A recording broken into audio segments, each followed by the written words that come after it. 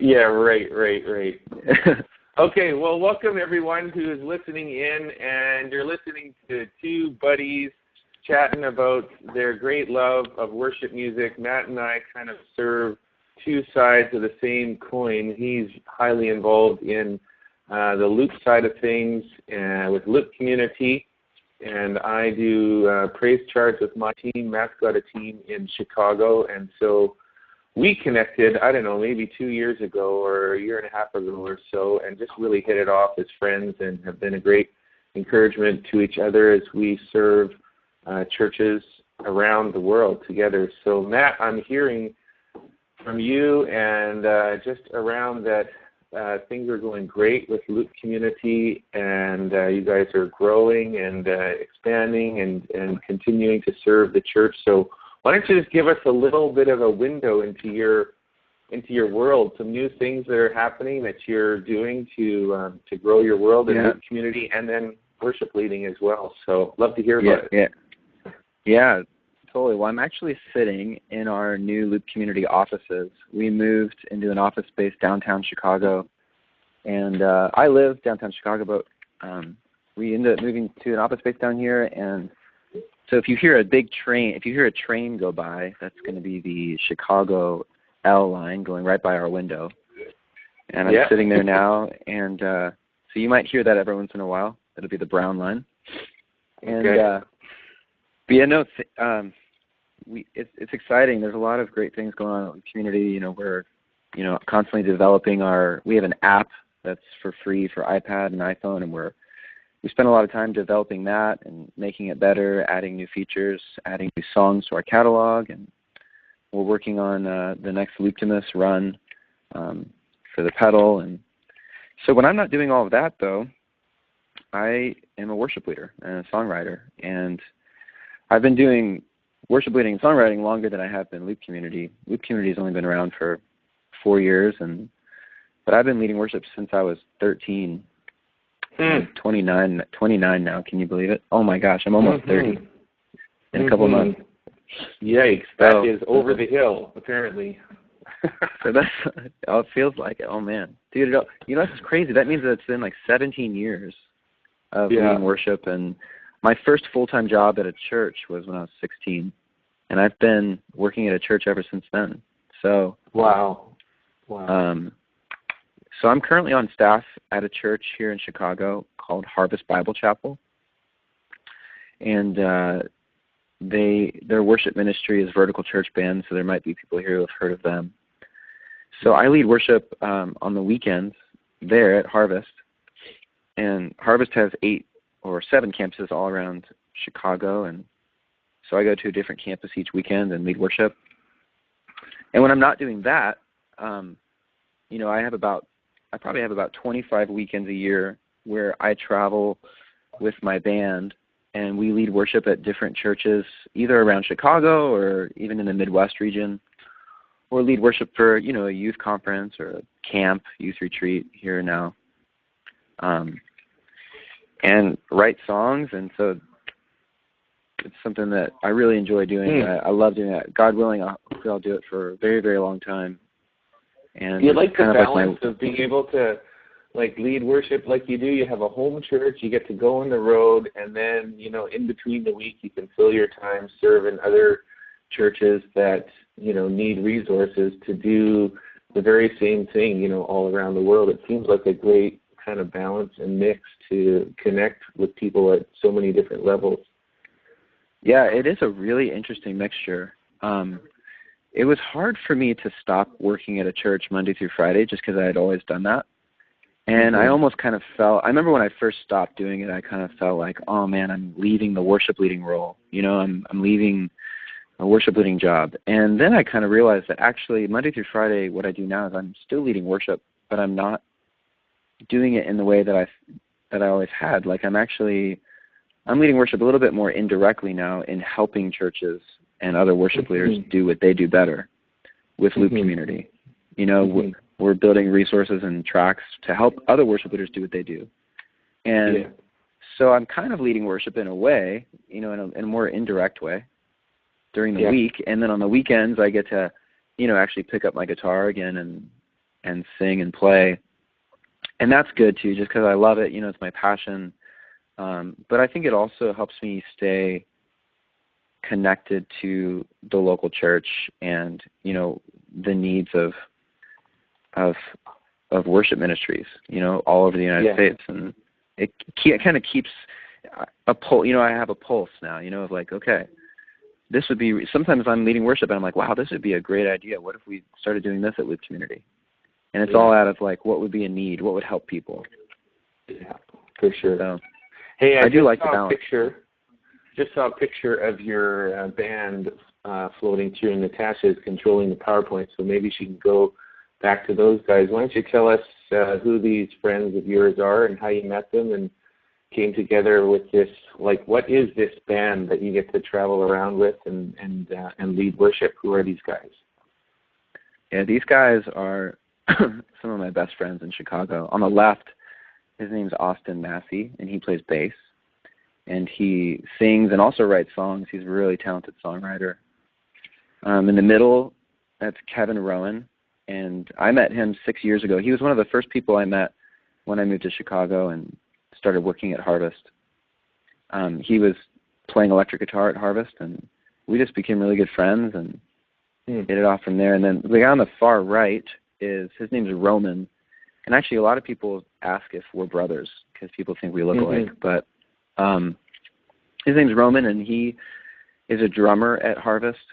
And so we all met at Harvest Bible Chapel. And what's so cool, though, is that, I mean, for a while we, you know, we're doing a small group together, and we really just became good friends. And so for about 4 or 5 years now, these are kind of like my main guys, and we travel together. You know, when I go play a youth conference somewhere, or when I play a church, you know, in Indiana, you know, these are the guys that I bring with me, and we just have such a good time together leading worship, and we've worked on a few songs together, and so it's really great. I see them a lot, and you know, they're more than bandmates. They're just really good friends, and they've encouraged me. They've encouraged me in a lot of ways and walked with me through a lot of things in life.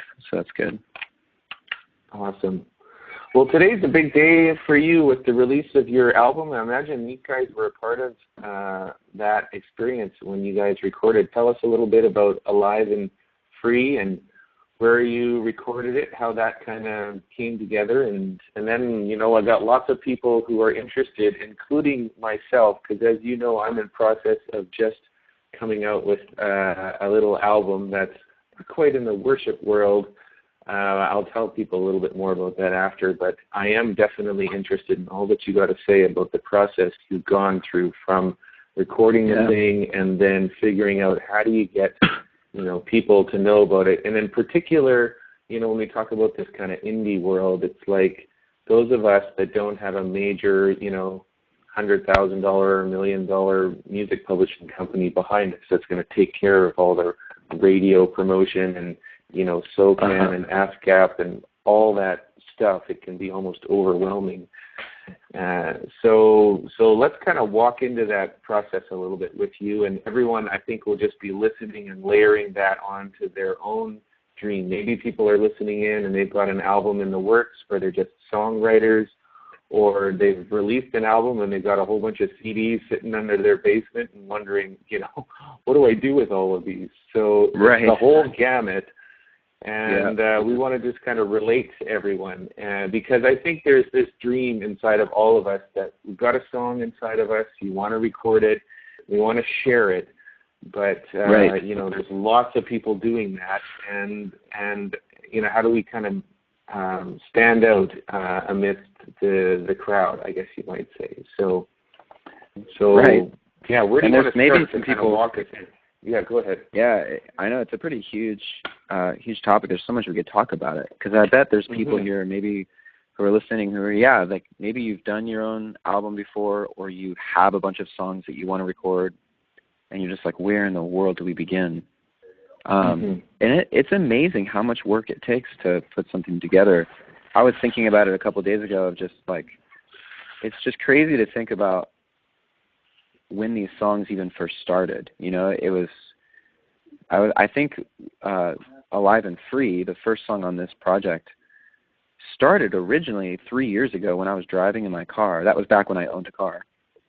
Now I just walk everywhere in Chicago. It started in my car, and I just had this melody idea in my head, and I pulled out my iPhone and sang the melody in. No lyrics, just a melody. And then I think I later that day went home and wrote just like lyrics to it. But then that song just sat on my iPhone for 3 years. And I remember I tried for a long time to come up with verses and a bridge for it, and I just couldn't. Until actually just this past, what was it? It was last year, like last summer. I was at a songwriting retreat, and I was writing with a guy named Micah, a really good friend and worship leader, and I was like, man, I got this chorus idea. And so I played the chorus through, and he's like, yeah, let's do it. Let's work on it. And we came up with the verses. We didn't even have a bridge because it didn't feel at the time like it needed it. And it's interesting how, so that was back in, June of last year. And we finished the song, we recorded just a scratch track on our computer, and it sat on my desktop for 6 months. And then, so the way that this whole album even came around is that my band and I, for the past 5 years or so, it's been just such a huge privilege to be a part of Campus Crusade, which is known as Crew now, does a conference every year the last week of December. And they do it in Indianapolis, and they gather together, 3,000 college students from universities all over the Midwest. So Ohio, Indiana, Michigan. And these college students all come to downtown Indianapolis, and we have this conference. And we've led worship at it the past 5 years. And so this year we decided, hey, let's record a live album. So like on the last night, like let's hit the record switch. And it's pretty cool because the last night is New Year's Eve. So at midnight, we all count down to midnight, and it's a huge party. And then we worship for like an hour and a half. That's the first thing we do in the new year. And it's actually a really amazing way to spend the new year. So all week long, I had been teaching, these new songs to all the students. And then the last night, we hit the record switch and recorded this album. And, but, it's not like it just all came together on New Year's Eve. Like, we actually started pre-planning this project about 2 months before. So back in, probably at the beginning of November, we decided, let's do an album, let's record. And so what I had to do is pick the songs, what are we going to actually record? And so we knew we wanted to do, and this is something that I feel pretty strongly about, even when I go lead worship at different camps and churches, is I don't want to, if I'm a guest worship leader, I don't want to roll in and only play my songs. Right. Because I'm there to really serve that church and that congregation. And so the last thing I want to do is roll in and just play all my songs that nobody knows just because they're my songs and I like playing them. I mean, that would kind of defeat the purpose of why I'm even there. I'm there to lead worship, and it's really hard for people to engage if they don't know any of the songs. So we decided early on that the album was going to just be kind of a mixture of originals and covers.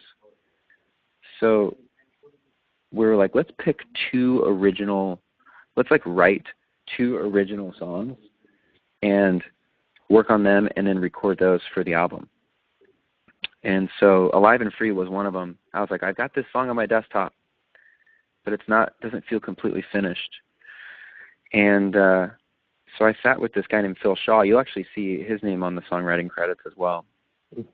And I played through the song on my acoustic guitar, and this is like the version that was done, back in June. And so I played through that version with Phil, and we were like, we really want to make this very electronic and synth-driven sounding. So what that meant is we actually ended up changing the chord progression. The melody really stayed the same, but the chord progression changed completely. And then we also were like, we really need a bridge to this song. So we worked on this bridge, the sun has set us free. were free indeed. And it's interesting how much of the song actually really was finished in pre-production. And what I mean by pre-production is that we actually recorded the entire song in the studio as we would do it live. And this was to give us an idea, because I had to teach the band too what we wanted it to end up sounding like. So we really tracked a lot of stuff ahead of time, mainly just so we had a demo that the band could learn and play with. And we also, since it's so synth and electronic driven, we had to come up with tracks for it. So, in December, probably the beginning of December, we demoed out these songs, this one, and then also Praise Our God, which is the second song. And then I got those tracks and sent them to my band and said, okay, here's the arrangement we're going to do. And we learned the song, and then during the week of the conference, taught them to everybody, and then last night hit record. So there's a pretty long process, and the songs change as you start. The songs always tend to change once you get in the studio, and we had to plan it out. We really had to plan it out. Yeah. Was the recording did you actually how much stuff did you take from the actual live night? Tell us a bit maybe about a live recording. How do you make a live recording actually sound good, or is it really just you guys totally mimicking the words? Yeah. Right. So actually, right, because there are a lot of live recordings that aren't actually live. They just track it all in the studio ahead of time and then just put the crowd on there somehow. This album was actually recorded all live. So what I meant earlier when I said pre-production and recording is that we really just had to make demos. We had to come up with guitar parts. What is the guitar player going to play? We had to come up with synth parts. What's the synth going to do? What's the bass going to do? How's the vocal melody going to be exactly? And that's what we did in the studio ahead of time. But it was more of a demo, and none of that stuff was actually used in the final. So that was more of just for listening purposes and practice. And the plan, because, if we wouldn't have done that, then we would have just showed up at the conference and then played through the song, and the arrangement probably wouldn't be just as tight, and, there wouldn't be unique guitar parts, because we would have just been winging it. So we had to really come up with the arrangement. And so, but for the actual recording, we hooked up a Pro Tools rig to the sound system, and I told the sound guy, just hit record, and we turned on the crowd mics, and so everything you're actually hearing on this recording is live, except for we redid lead vocals, mainly because by the end of the week, because we probably did 13 worship sessions that entire week. By the end of the week, my voice was just shot. So we redid lead vocals, and I think we added a little bit of extra electric guitars. And we also recorded gang vocals, which is basically we got a bunch of people in a room and had them sing through the songs, and that kind of just helps give a lift to the crowd sound. Helps it just sound a little bit more like there's people singing along. Because sometimes things get a little washy when you're recording a room with a big band in it. So that's what we added to the tracks afterwards. After the night actually happened. And then you made some pretty amazing videos. Have you got those videos on YouTube or something? Unfortunately, we can't show them here in our webinar, but anybody who wants to watch this experience, I've seen a couple of the videos, and it's quite amazing the energy that's in that house when you're leading those songs. So that's kind of like the final product with the visual side of it too. Right. Yeah, the videos, that was really cool. That was something that I didn't even think about till after the fact. So the conference was recording, filming the whole thing for their screens. And so I asked later, I'm like, hey, do you guys have any of that actually captured to a hard drive? And luckily they did. And so they sent it to me, and I was able to sync it up with the recording audio, the newly mixed audio, just so it sounds better. Because we all know that board mixes are not very great. We all know that as worship leaders, right? So get away from the board mix. But so I actually just was able to sync it up with the new audio, and it's just kind of cool. It's a cool way to experience the song instead of just listening to it, on your iPhone. But yeah, really impactful. I think what I also really enjoyed about this recording, because we had done a live recording one other time before, 2 years ago at this conference. One thing that actually was really cool, and I didn't really plan this, was, so it's so easy to, when you're recording, it's really easy just to start kind of having very, nervous feelings, or starting to panic a little bit, or feeling self-conscious, or, you just start, if you know that the record switch is on, it's sometimes can be hard to just be yourself, you know what I mean? Mm-hmm. And so what's cool is actually our entire band, including myself, this is hard to believe, but it's true. We actually, the night of the recording, totally forgot that the recording was happening. So, so just to give you a picture, the band and I, we're all standing side stage praying together to go lead worship. And we count down at the new year, 10, 9, 8, 7, 6. And we all, say Happy New Year, and we're hugging each other and taking pictures and whatever. And then we run up on stage and lead worship for an hour and a half. And then afterwards, I remember the sound guy walked up to me and gave me a hard drive and said, here you go, it's done. And I was like, oh, I totally forgot we were recording that. And seriously, the whole band, including myself, we totally forgot that it was even happening.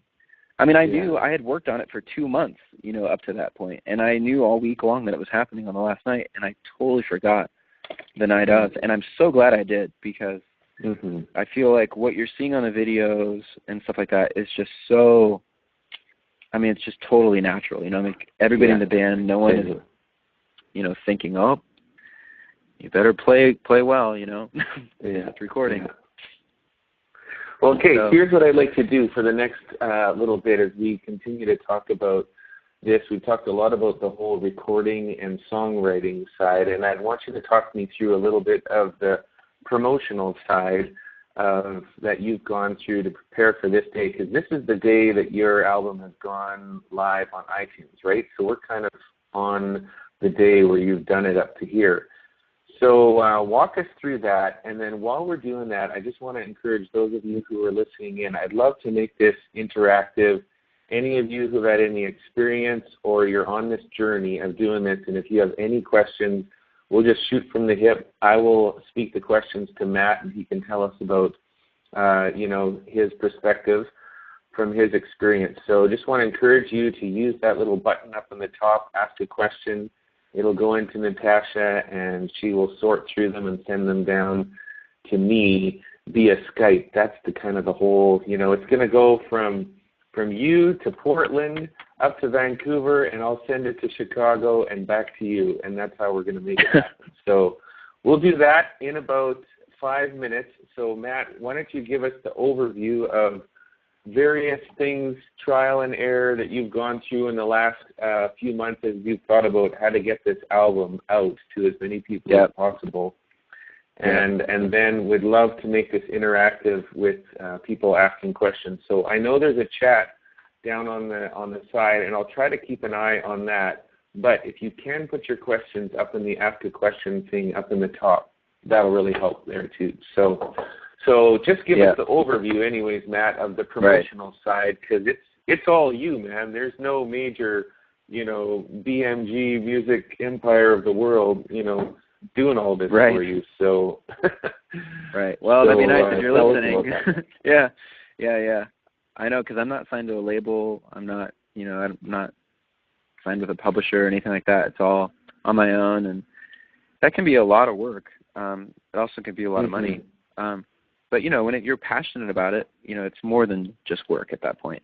It's, it's something that you want to do because you love it. And this is, I think, maybe my fifth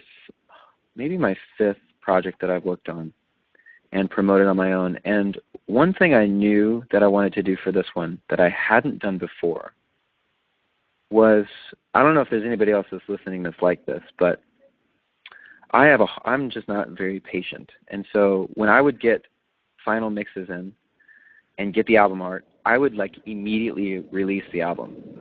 So I would, as soon as I could, I would upload it to iTunes and I would get it up there, and then maybe I would post a tweet about it. Hey, my album dropped. But no one would even know that it was coming. Right. And that was really more of just my just impatience. I just wanted people to hear it. I was excited about it. And so what I knew I wanted to do with this one was to be strategic in, okay, we got to let people know that it's actually happening. We have to give people something to look forward to in a way. And so, this album was done back in February, and historically I probably would have launched it in February.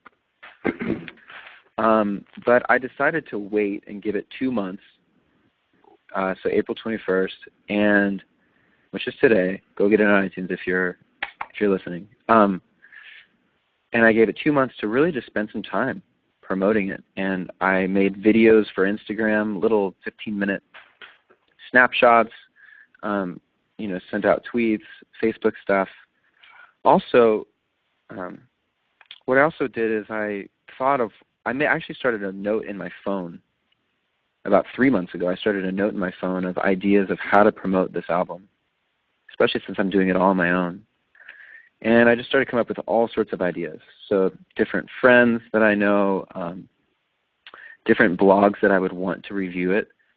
So I would actually find a blog that I'd want it featured on, and I would email them and just say, hey, I've got this album coming in 2 months. Here's a link to download it. And that kind of makes them feel special because they feel like they're getting something ahead of time. And so, 2 months ago, I'd be like, hey, here's a link, download the album. Would you mind reviewing this for your website? And trying to create just as much awareness as possible. Not where it's just coming from the Matt McCoy Twitter feed, but where it's coming from all over, And it's hard work. So I kept a list of all the people I've reached out to, different websites like New Release Tuesday or Cross Rhythms or Worship Ideas, the Worship Community. Those are all great websites, great resources. PraiseCharts.com. My friend Ryan. I was hoping you were going to mention that, or I was going to hang up, man. Right. And so reach out to your friends, and I just kept a list of all the people I contacted, and you just have to be really organized, and keep this stuff.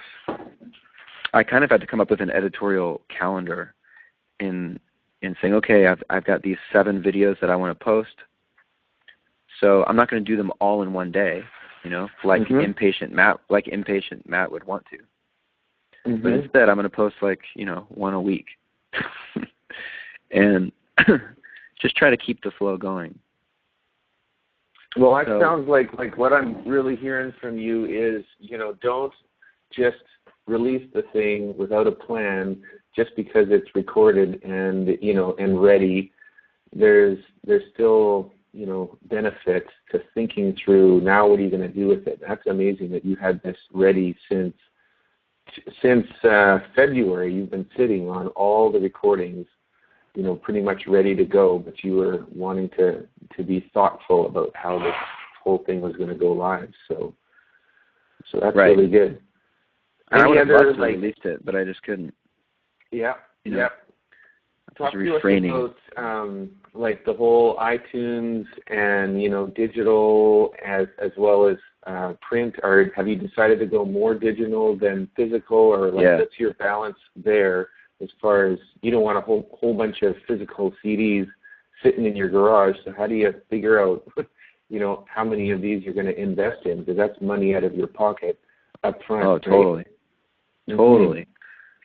So for the digital side of things, I even had to decide whether I wanted to put stuff on Spotify. Because Spotify, I just haven't made much money off Spotify. Like, people just stream it. I don't know all the details, and I'm not here to, have some big, like, anti-Spotify campaign. Like, I use Spotify. I love Spotify.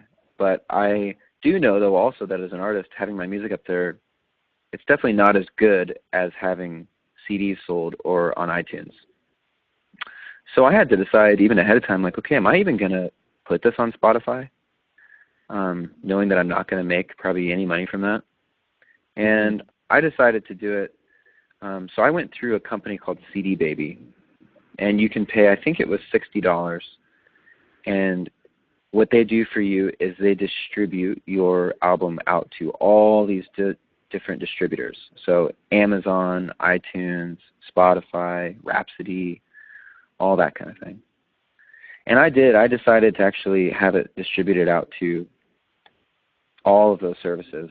Only really because I just want people to hear it. I don't want to like hold it and hoard it closely where no one else can hear it. I really want it to be accessible to everybody, even if I'm not getting paid. Because here's the thing, I'm not doing this to make money. I'm not doing this for a financial gain. I'm doing this because I love doing it, and I really hope that it blesses the church and whoever's listening to it. And hey, if I can make a living while doing that, awesome. But that's not my sole, purpose of doing it.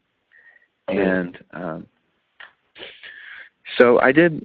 So it's on iTunes, Spotify. Now CDs is a very interesting thing, and I've always made CDs before for my projects, and I feel like we're in a weird time right now where I can't really tell what people want. I can't figure it out. So, for example, I'll go play at a youth conference.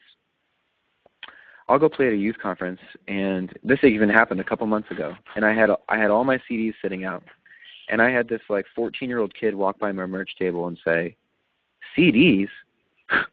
I don't even own a CD player." And I was like, "Wow, this is really interesting." And I actually have a really hard time selling CDs at youth conferences. Now, on the flip side, for example, last weekend, I went and played at a church out in the suburbs of Chicago, and I had all my CDs out. And I didn't have CDs for Alive and Free, but I offered a digital download. Pay $5 and I'll email you a link where you can download the song. That's obviously good for me because it's cheaper. It's a CD I didn't have to pay for to make. However, almost nobody bought it. They all wanted a CD. And I think, I don't know, I can't figure it out. I think people want instant gratification, where they hear you play, they buy a physical, tangible product, and then walk out to their car and put it in their car right away and listen to it. They don't want to have to go home and open an email and download it and import it into their phone. So I think someone could be a billionaire if they could figure out a good way for bands and musicians to, I don't know, like almost like Apple Pay, where they could tap their phone on your merch table and all of a sudden the CD's in your phone. Well, you know what I mean? The reality is they can go to iTunes at your concert and, with a single tap, have all the music. But I think there is something about the experience and the tangibility. It's almost like a way of tipping the hat to the artist to be like, I want something physical to take home from this experience that I've just had. And it's right there and tangible. It's interesting to think about what's the psychology behind that. And I do agree. We are in very much a transitional state where it's almost like we're moving to a place where people are buying CDs, but they don't really have anywhere to put them. The last place to put your CD is probably your car, because, right now I have a computer. It doesn't even have a CD player in it. I got the MacBook Pro type thing, and they're making them without anything to go in. And we don't have a CD player that, it's all collecting dust around the house. So it's But then crazy. again, there's the thing. Think about this. What about the LPs? I mean, I have an LP in my a record player in my house, and there's lots of bands that are selling those because it gives you that experiential, vintage, nostalgic tangibility to the music, which you don't get when you're just downloading to iTunes or Spotify. It's so that's very interesting. I don't know if I have an answer for that, but it's a weird. I think we're in just the transition period. I don't think we can totally throw CDs out yet. So I made 500 CDs of this album, mainly for the purpose of when I go play at different conferences and churches that I have something for them. Yeah. There's going to always be people who will just go download it on iTunes, but I think for at least now there are people that want a hard copy. Mm-hmm. So, and I think it's going to be very interesting to see where that ends up going. Yeah. I guess so I've got a few questions coming in, and I just want to encourage people who are still listening. Thank you for sticking with us during this, and this is going to get real interesting as we get into the nitty-gritties, and kind of just shooting from the hip here. So, Matt, you give the best answers. It will be kind of random because there's topics all over the place. But we'll just try to give shorter answers so that we have time to get through a number of these. So I'll take them as they come in. So Cindy says, how do you keep original vocals from bleeding into the recording? Right. That's a big one. Okay. Yeah, totally. That's a big one. So a lot of this is mic placement. So if you put the mics, the crowd mics, if you put the crowd mics way out in the crowd, then it's going to pick up more of what's coming through the sound system, which would be your vocals. So what you want to do is, put the crowd mics facing towards the crowd and behind the speakers so that the mics aren't directly facing the speakers and picking up your vocal.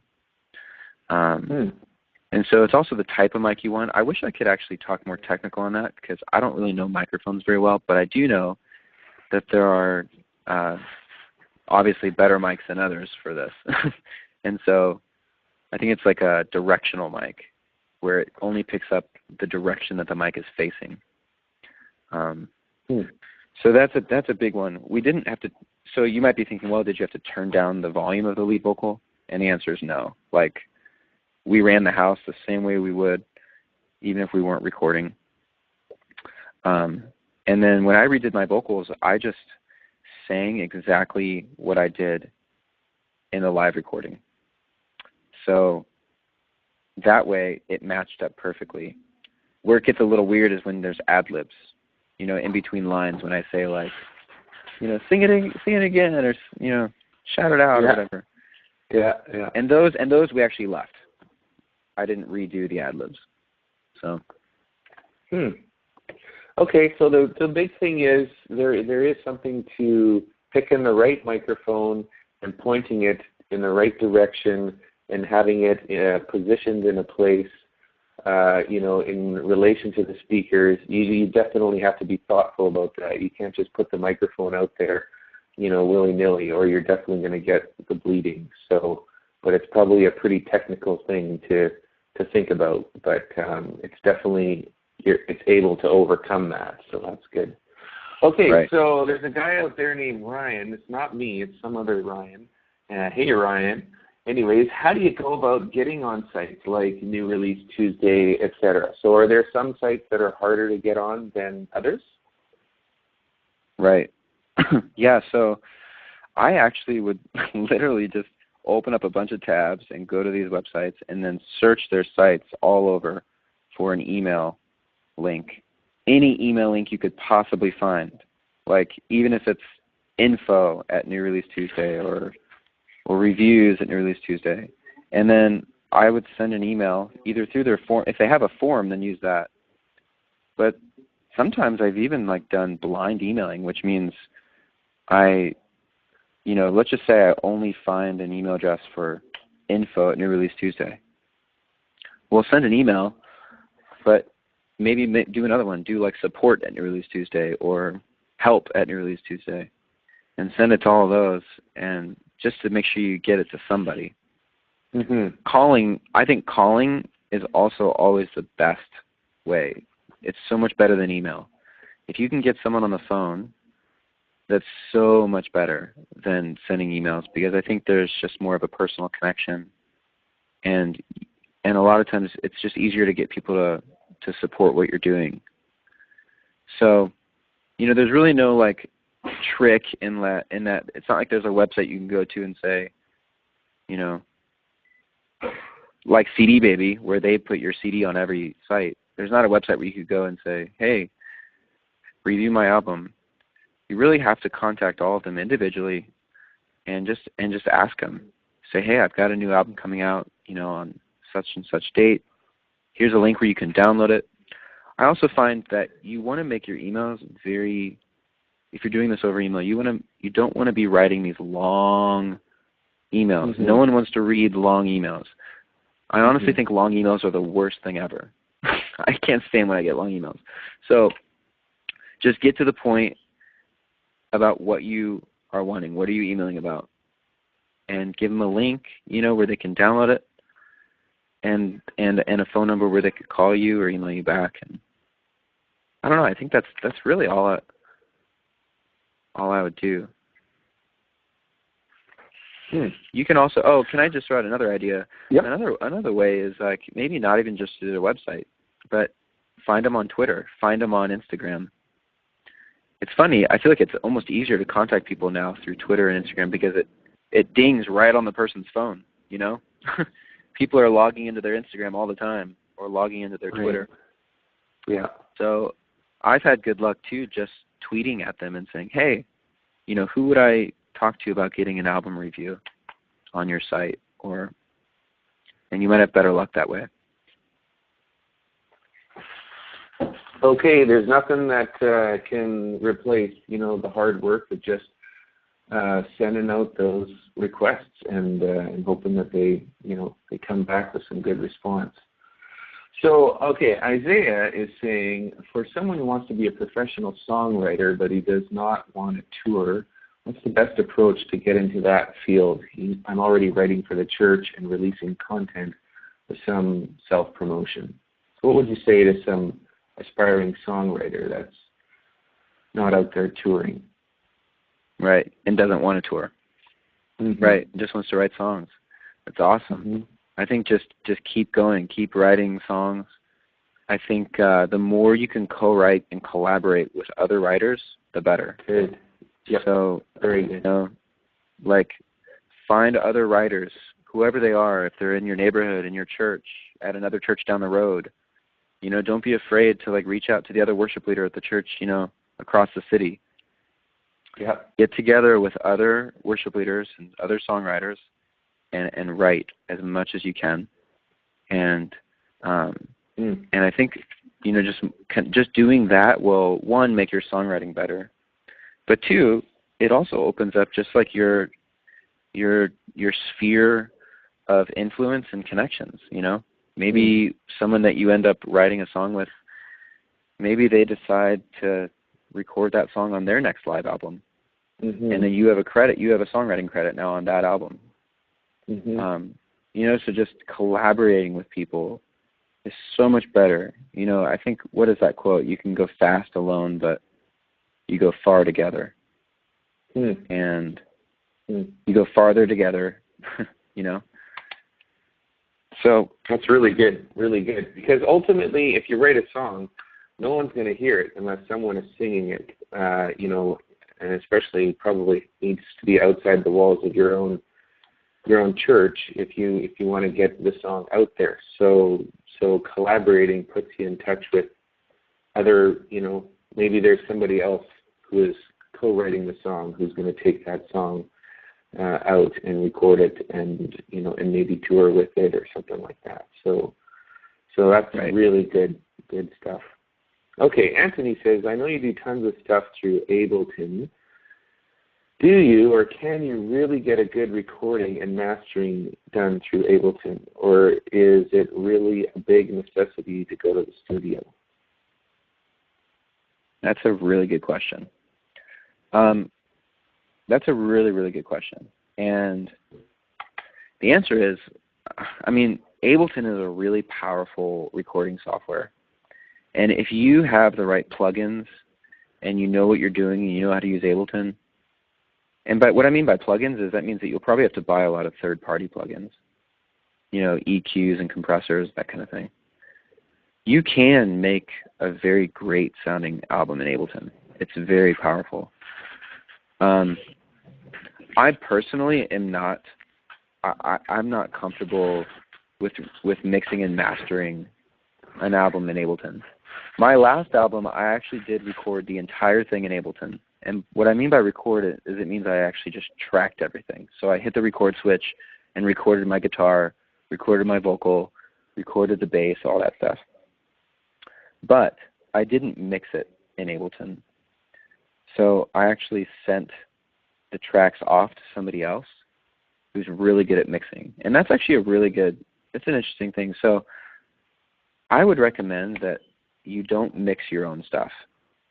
And really for a couple of reasons. One, you know, we're our worst critics. So if you end up mixing and mastering your own stuff, you might never finish your project because you're going to spend a year on it because it may never be exactly what you want it to be, and it's just harder when you're working on your own thing. Two, it's just good having another ear to listen to your music that's very unbiased. You know, they're just listening to it as music. They didn't spend a year working on the song or you know, tracking it. So you want to have another ear that's completely unbiased. And also for me, in my instance, I'm not a very good mixer. I just don't trust myself with mixing. So I think it's so much better to actually send your tracks off to somebody else who that's what they do. You know, like they're good at mixing and that's their job. That's just what they do. And they're awesome at it. I would much rather have them do it than me, you know, take a stab at it and have it not sound to what I want it to be. Yep, that's really good. So I'm hearing you say it's almost like it's one thing to consider the software as Ableton or Logic or Pro Tools or all that, but the real trick is you got to get your project out of your hands and into somebody else's, you know, fresh eyes, fresh ears, and unlock from your own kind of perspective. That's how you're going to really take your recording to another level. And so that's really good.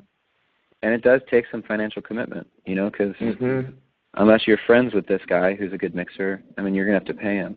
And so, you know, just to give you an idea, you know, mixing usually is around, you know, if you want a good mixer, I think it's usually around like $200 to $300 a song, you know, to have someone mix your tracks. And it's just well worth the money, though, because they know what they're doing. They know the tricks, you know. I wish I knew how to do it, but I just don't. Okay, so Cindy's got a question here. How do you go about getting permission to record copyrighted songs? So that's probably a fairly basic question that you could answer because I know you had a lot of covers. So what did you do to clear all that? Right. So what I did is we cleared these back in like January or February early on because you have to do it before you release the album. That's very important. But it's pretty simple. I used a website called, for this project I used a website called Limelight. And however, I think that Limelight is actually going out of business next month. I think they're moving on to different things. So get your album done quickly. Yeah, quickly. Do it. So I used Limelight, and that was back in like January, and it's really simple. Really, all you do is you just type the name of the songs, who wrote them, you tell them how many copies you're going to make, and then you put in your credit card information, and that's it. And they get the licenses for you. There's other websites that do it. I think Music Services does it as well. There's a website called easysonglicensing.com, and they do it as well. And they're all pretty easy process. Yeah, something that people might be encouraged to know, and don't quote me on this as though I'm a lawyer, but I'll give you my best, information that I know is there's something called mandatory mechanical licensing, which basically means that people have to give you permission to record your version of their songs. They can't say no in audio recordings unless there's a few exclusions to that. One would be that they have to have had the ability to record their own song first. But once they've done that, it's not a thing where you're going to go and ask, whoever it would be.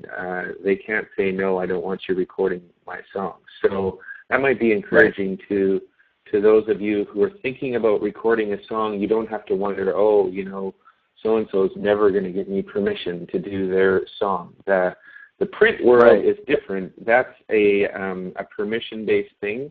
But the audio world in particular is mandatory, and so it does really encourage songwriting, and of course you can put your own arrangement of their song together as long as you carry the essential melody and lyrics and all of that. You don't change the core component. You can still make it your own expression. I'm sure, Matt, your cover songs, you're not just recreating how they were done in another recording. You've got your own spin on them, right? But they're definitely a copyright, and the cost is approximately 10 cents per album or per copy that is done. So if you made 500, that would be $50 per song, using round figures.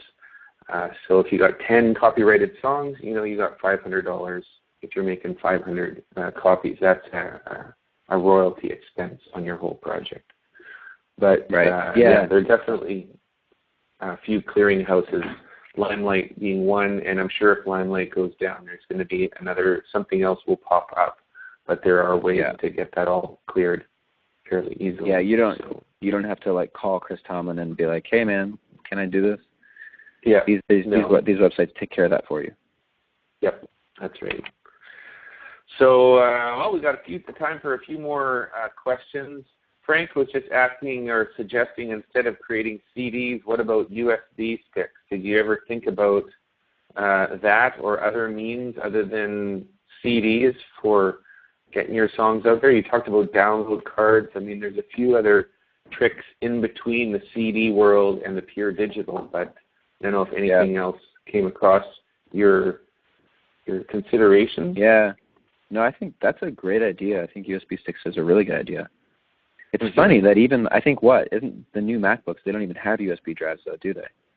Isn't that crazy how it's right? I mean, can you imagine, did you think 2 years ago we would live in a world where there's not USB drives? Yeah. But we're definitely heading towards a more wireless world, and welcome to the future. But no, I think that's a good idea. Just something, because you're right, that would be something maybe more tangible that people could, take home and put it in their computer and get the files right away. Yeah, I did make actual download cards, and no one ever bought them. It was pretty fascinating to me. And the download cards are cheap. I think they were 10 cents a card, maybe less. And sell them for $5, $4, but they didn't work. Okay, I'll just throw out this is my opinion on this, but I think if you're going to make CDs, you need to be out there, touring or singing in front of people, and your best chance at selling CDs is going to be after an experience that you've offered them. But if you're more depending on distance sales, people probably aren't as likely to order a CD online or in the mail. Then they're just going to go to iTunes and download it. So that's kind of what I'm thinking is, and especially what you're saying with the download card, people associate a CD with some kind of memorabilia. They're taking home a piece of an experience. Yeah. Because we don't have the mechanics to do anything with them. I mean, maybe they'll put them in a picture frame and stick it on the wall because you signed it or something like that. But and then go download the song from iTunes. So okay, another related question here: how do you publish your songs and get them on CCLI? Did you think about CCLI with your 2 songs that you wrote. What did you do with that? Yeah, that's a great question as well. So I did about 3 months before the album launched, because again, you want these songs to have CCLI numbers before they're released to the public. So, and I didn't know how long it was going to take. So about 3 months before the album actually launched, I went to CCLI, and I did it 10 years ago, so I don't fully remember, but I remember I signed up for a songwriter account, basically. And I paid $50 or something. It was a one-time fee. And now it lets me submit songs to CCLI. And then when I do that, they email me back with a number. And they assign a number to it. I don't know what the process is now because, again, I did that like 10 years ago, signing up. Yeah, I think you might be kind of grandfathered into the system because, and I don't know exactly what it is, but I'm pretty sure CCLI doesn't just take anybody's song. They want to know that other people are singing your songs. So you have to demonstrate to them that at least, I don't know, however many churches or congregations are actually singing your songs. That's what CCLI is about. And they don't want just a bunch of indie songs that nobody else is singing, and that doesn't make sense because then CCLI would be administering, millions of songs that aren't doing anything. So, yeah. So Charlene Charlene is my copyright administrator, or that's one of the things she does with PraiseCharts, and she says that a minimum of 4 to 5 churches need to be singing the song. So the bottom line is you need to get your song being sung by other churches and be able to somehow verify that if you want to get your song, considered by CCLI. And of course, it helps with you, Matt. I mean, you're going around leading worship at all these different churches, so you have a platform to be able to take your songs to places. So, it makes sense that you would want to have your songs in CCLI. So there you go. Right. Yeah, and then I also gave away all my chord charts for free, and so I just put the CCLI number on there. Good. Well, actually, my chord charts are available at PraiseCharts.com. Yeah, PraiseCharts. But they might be free there too. I don't know. I can't remember if we put them for sale. Who knows? So we would be just as happy. No, that's fine. A lot of times we will take artists that we know, are just looking to get promotion, and a chord chart is a great way to get the song out there. Just make it for free and get the word out. And that's a lot of why we've put your album even on PraiseCharts. It's just to help spread the word out and give you some, a wider audience. So that's something that is helpful. Yeah, so well, I really appreciate that, man. Yeah, well, glad to be on the side with you like that. So, Matt, we're kind of coming down to the last minute here, and we've gone all over the map from how you recorded the album to, whether you do CDs, LPs, or Spotify or iTunes and all of that, and right to the end of here you are at launch day, and I do appreciate, I think a lot of other people really appreciate that doing this whole thing, the reality is it becomes more an expression of your heart. This isn't how you make your living recording albums. In fact, you probably go, a lot of artists would probably go broke if they just made a living trying to sell albums because it's hard to do that. But you do a lot of other things to make a living, LoopCommunity and worship leading and all of that. And then this becomes an expression and an outgrowth of that, and it's a joy to be able to share your music with others. And it would be wonderful if, I don't mean to diss you in any way, but truly most people, if you could break even on a CD project, I think that would be a great goal to have, especially at an indie level. Don't set your sights to something that you'll just be disappointed with. And then if you can break even, then it's sustainable and you can do it again. But don't do it if you don't enjoy the whole process. You've got to do this because you love music and you love the idea of sharing your music with other people. And I think, and I think you also can't do it just because you want it to like go national or something and be, you know, a platinum download, you know, like sell 1 million copies, because, you know, this album I did today, you know, like it, maybe only 20 people are going to download it. And, or maybe just the people, you know, maybe if you're sitting here and you're listening to this and you have an album you want to do, or you're doing a live recording at your church, I mean, the people at your church are going to love that, you know, and maybe you're doing it just for them and it's going to bless them. And maybe it's songs at your church, you know, that mean a lot to your church. And so I think it's just keeping the focus on like why you're actually doing it, you know, and it's not to become famous and like like you have to be like the next, you know, Chris Tomlin or something, but that you just love leading worship and love writing songs, and, you know, it's going to bless the people that are in your community, you know, in your world. And, you know, and with that, then I hope people feel encouraged to write songs, record songs.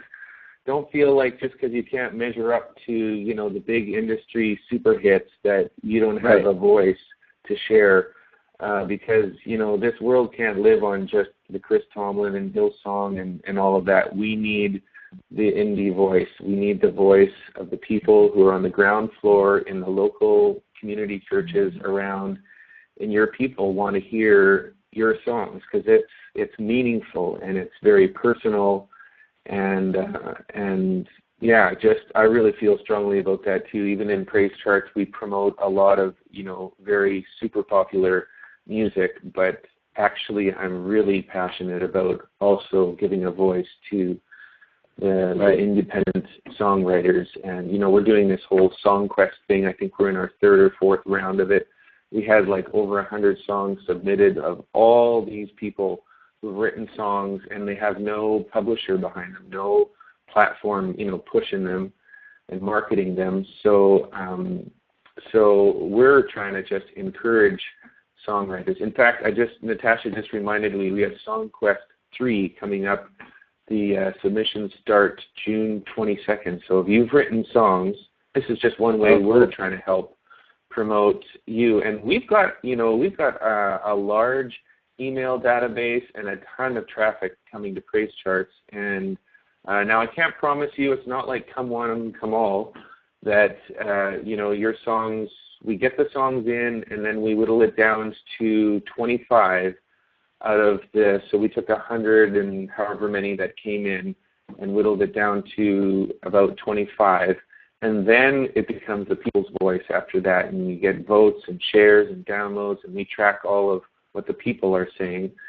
And at very worst, you get a lot of promotion on your songs if they can make it through that first tier. So there's an opportunity for those of you who are songwriters out there, and I know Matt has that desire as well to encourage local songwriting through LoopCommunity and through PraiseCharts. We're like ground level, you know, guys in the church, guys who are leading worship and who feel that. I mean, Matt, you and I do what we do because it's an outgrowth of our love for the church and our experience as leading worship and wanting to make that an accessible platform. So I think that's why you and I have connected like we have so well. Is you know, we're together in that journey. So, well, thank you. I hope those of you who are listening, tons of people have stayed right to the end, and appreciate that. We have definitely recorded this, and it will all be streaming. I think we put them up through our YouTube channel, and you can listen to that or share it with others. Many grateful people who are appreciative of all that you've said, Matt. Thank you also for the questions that have come in, Cindy, Isaiah, Anthony, Jonathan, David, Leo, others that have sent in questions. I hope I got to most of them. And if I missed a few and you want to send a question to info@praisecharts.com, we'll send it off to Matt and see if he can get you some feedback. But we love doing these little webinars too. They just help kind of connect us to guys who are out there leading worship, writing songs, you know, doing the stuff of Christian music ministry. where it comes from the heart. So appreciate you. That was Jonathan's just asking. It's info@praisecharts.com. So we got them all: info, support, help. I mean, you could write to almost any email, and it would end up at us. You could even do matt@praisecharts.com. I bet you would do why not? Right. So, okay, Matt, well, you are a great friend. We talk all the time, via our little Voxer app. That's how we communicate and share our lives together. So I love that, love your heart, and looking forward to coming and seeing you in person in a few months in August. That'll be a great time. And, I can see we've got another webinar coming up, looks like, no, not next week, next month. So it'll be a few weeks with the NCC Church Band. We've just been working on all their charts. They have an album coming out. And then SongQuest, as I had talked about, that's our songwriting platform where we're taking in your songs. So from June 22nd to August 21st, that's 2 months that you've got to bring in your songs. I'm sure that we will get 100+ submissions, and we'll whittle that down to 25 that we think have a chance. And then there is some promotional prize at the end that we can help, give some exposure to your songwriting. So good stuff. Well, thanks, Matt. I hope you do well with iTunes, from everything from Spotify to iTunes, and your 500 CDs. I hope they all sell out this week, and then you can go order another view. But all right. Thank you very much for the time today. Okay. We'll talk great talking. Thanks, everyone. Okay. God bless you. Bye. Bye. Okay, people. Thank you for sticking with us. It's always great to have the feedback and interaction and questions. It just kind of helps keep the lifeblood of this all going. So I'm just kind of watching the chat side now. I see a few people are asking about SongQuest. So if you go to PraiseCharts.com/SongQuest, there's information there. And Charlene, maybe you should post a link to the current SongQuest. It's not at PraiseCharts.com/SongQuest. There's another link to the listening party. There we go. If you go to PraiseCharts.com/SQ2015, you can see the current album. You can just kind of get a sense of the taste of the quality. They're not all like total studio recordings, but they have to be a pretty decent recording. You should have your vocals, try to sing in tune and try to play the right chords and have it sound, as good as you can. And so that's the 25 or so that made it for SongQuest 2. And Charlene just says we will be picking the top 10 today. So, and just so you know about picking the top 10, a lot of that is based on us tracking. We have a little bit of a kind of way of analyzing how many Facebook shares, Twitter shares, Google Plus shares, sheet music downloads, audio downloads, listens, views, various little stats that we have in the back. So we don't actually put out this little vote button. It's on just the natural activity that people take on your songs. So that's kind of how it works with SongQuest. You submit your song, and if you can make it into the 25, then you help promote your song to your own network, and we help promote your song. We do lots of emailings to, we do lots of emails. We have a large list and try to draw attention to that, and it's really a lot about the spirit of what we do at PraiseCharts, trying to encourage songwriters. So we've had great response to that, and in the end, a single song wins, but does that mean that song is the best song? I don't think so. I'd say any song that makes it even to the top 25, you've already won, to a certain level, because you're getting a significant exposure. And then if you can make it into the top 10, it just even amps up a little bit more. And after that, we have to pick one, but it doesn't mean anything about the 9 that don't get picked. It's just, you have to kind of choose one. So it's kind of a fun journey, and that's the journey that we're on. So if you are a songwriter, join with us in that. We'd love to hear your songs. Oh, and I was going to mention that I'm actually in process of doing this whole process of promoting an album because my dad has just finished recording an album. We were in the studio with him in February, and so I've just got the final mixes in. We're doing a little release concert at their farm. It's an outdoor concert. Kind of put the fire on, roast wieners, and it's all country music. So it's not really a worship album. We did stuff from the Eagles and Johnny Cash and Hank Williams, and all. My dad's like 75 years old, so he's pulling out songs from the good old years. The YouTube videos of the originals of these songs are all like black and white, almost blurry, but we've come up with some great arrangements, and you'll probably hear a little bit more about it on PraiseCharts because, hey, since he's my dad, why not give him a little bit of extra push that way? And that's really a part of the story and the history of why I do PraiseCharts. It stems from that kind of generational background. So anyways, and if you're interested, it's actually his second album. So his name is Vic Dahl. I'll just put that in there. And if you go to iTunes, you could search for him and listen to his first album. So the second one sounds much like it. The first one was called Truck Driving Man. So I really believe in supporting and encouraging the generation that's gone before us, and I really feel strongly about that with my own parents and grandparents and the family history that I come from. They deposited in me a love for music, and so I try to support my mom and dad. We go out and do these little concerts every once in a while, and just try to be a support for him in that way. And I love playing music, and I like country music too. So there you go. That's a little bit from me. That second album actually releases June 21st, June 19th actually. So that's the date that we're targeting for that. All right, so there you go. Thank you, those of you who have stuck around. Appreciate all of you very much. It's a great season for PraiseCharts. So many people being blessed with music.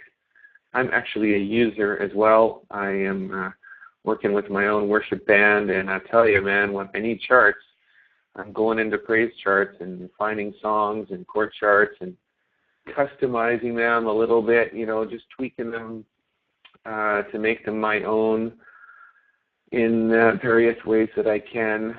So sometimes I'll go into the chord chart system, and you can actually customize arrangements. So just adjusting them slightly, and always, it's one thing to kind of listen to the album and try to sound like that, but in the end, I just want to encourage you all, sound like yourself. Make sure that that's the end goal, is be creative, come up with your own sound, and express that. And I know, of course, we need to find songs to sing, and we can't all just sing songs that we've written all the time. But still, be a part of that creative process in creating a sound. So I just want to encourage you as I'm on that journey as well. And love doing that. I love play piano, play guitar. Just actually installed a little keyboard under my desk yesterday. I'm super excited about it. It's a Nord Electro. What is it? Nord Electro 4D. It's like 61 keys, but it fits under my desk, and I'm going to hook it up to my computer because sometimes I like playing the songs. And so that's what we're all about here at PraiseCharts. Okay. Bless all of you, and thanks for listening in. We will see you in May at our next webinar.